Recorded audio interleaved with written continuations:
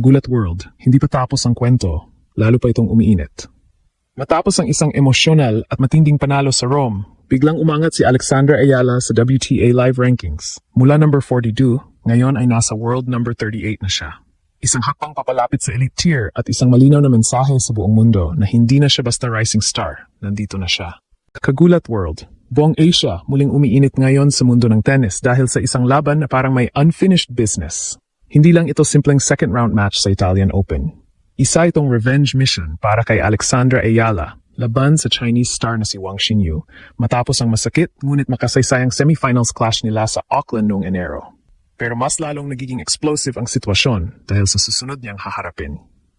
Rematch. At hindi basta rematch, ito ay laban-laban kay Wang Xinyu, isang seeded player, isang kilalang power hitter, at isang kalaban na minsan ang pumigil sa kanyang pag-angat. Noong Auckland, dikita ng laban. Halos kanya na, pero nauwi sa pagkatalo. Ngayon, ibang Alex na ang babalik sa court. At ngayon, sa clay courts ng Rome, muling nag-cruise ang landas ng dalawang pinakamainit na Asian stars sa women's tennis. Matapos pabagsakin ni Alex si Magdalena Frech sa isang emotional at mahirap na 3-set battle, agad nagliyab ang social media nang makumpirma na si Wang Xinyu ang susunod niyang makaharap. Hindi ito ordinaryong rematch, dahil tandang-tanda pa ng tennis fans kung paano nawala sa kamay ni Alex ang panalo sa Auckland matapos magkaroon ng momentum at halos kontrolin ang laban. Ang final score noon, 5-7, 7-5, 6-4 pabor kay Wang matapos ang halos 3 oras na bakbakan. Pero ibang Alex na ngayon ang papasok sa Italian Open. Mas mataas na ang ranking niya. Mas sanay na siya sa WTA pressure at mas matapang na siya laban sa mga top players. Sa katunayan, pumasok siya sa Rome bilang world number 42 habang si Wang naman ay nasa world number 33 at seeded pa sa tournament. At dahil dito, hindi lang Pilipinas at China ang nakatingin ngayon. Buong Asia nakatutok. Dahil sa unang pagkakataon sa matagal na panahon, may dalawang Asian stars na parehong kayang sumabog sa pinakamalaking stage ng tennis world. At sa Rome, isa lang ang aangat. Parang pelikula ang naging build-up ng rematch na ito para kina Alex at Wang Xinyu. Noong Auckland semifinals nitong January, halos nasa kamay na ni Alex ang ticket papuntang finals.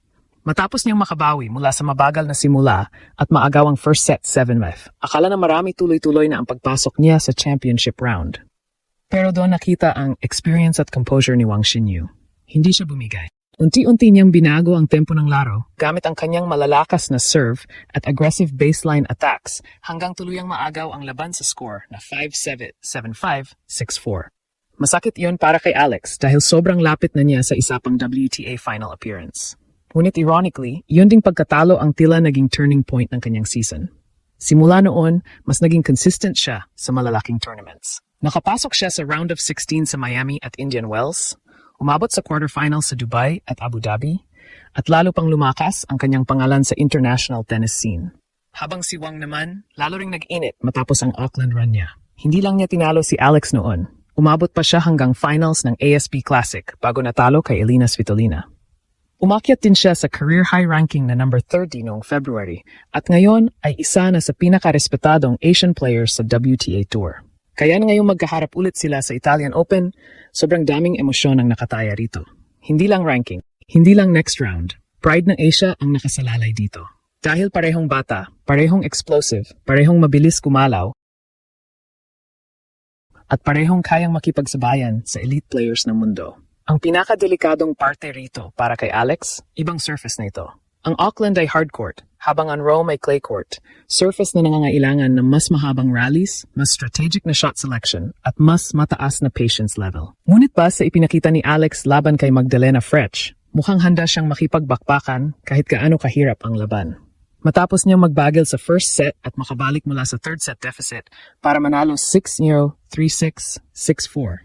Maraming analysts ang nagsasabing mas mentally mature na ngayon ang Filipina star. At ito ngayon ang pinaka-exciting na tanong, kaya na bang bawi ni Alex ang sakit ng Auckland?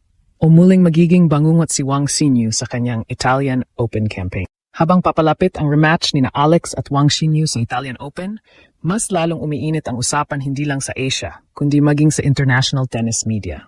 Bakit? Dahil hindi na basta promising youngsters ang tingin sa kanilang dalawa. Pareho na silang itinuturing na bagong mukha ng Asian tennis revolution sa women's tour. At sa totoo lang, may kakaibang contrast ang laban na ito. Si Wang Xinyu ay parang modernong power player ng China. Matangkad, explosive, napakalakas ng first serve, at kayang kontrolin ng rally gamit ang mabibigat na forehand shots.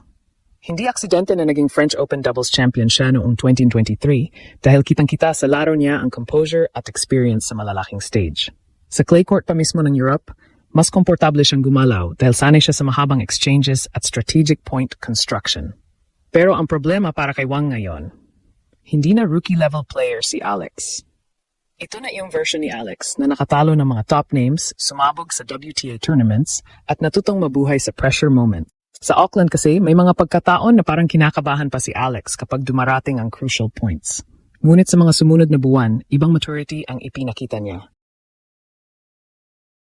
Umabot siya sa malalalim na rounds sa Indian Wells at Miami at lalo siyang naging agresibo sa baseline exchanges. At kung may isang bagay na posibleng magpabago ng buong dynamics ng rematch na ito, iyon ay ang surface.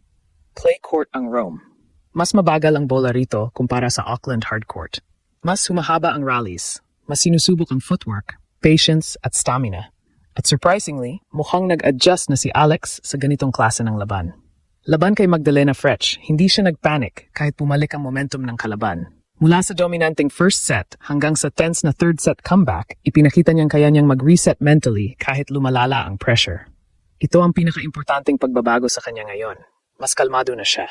At kapag kalmado si Alex, doon siya pinaka-delikado. Hindi rin dapat maliitin ang emotional factor dito. Tandang-tanda pa ng fans ang Auckland semifinal kung saan nagkaroon si Alex ng match point, ngunit hindi niya naisara ang laban. Si Wang mismo, umamin pagkatapos ng match na ramdam niya ang pressure mula kay Alex at sa malakas na suporta ng Filipino crowd. Kaya ngayong magkikita ulit sila sa Rome, siguradong dala-dala pa rin ng dalawang players ang emosyon ng unang laban nila.